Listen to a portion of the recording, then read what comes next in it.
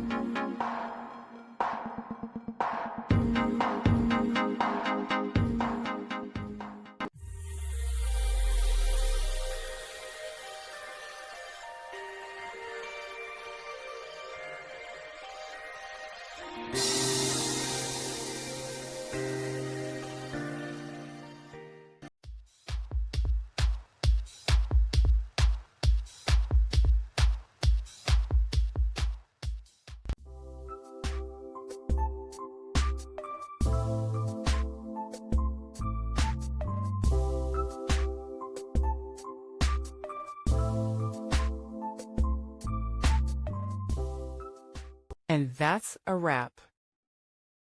I hope you found the answer you were looking for. If you did, take a second to hit that subscribe button. It really helps out.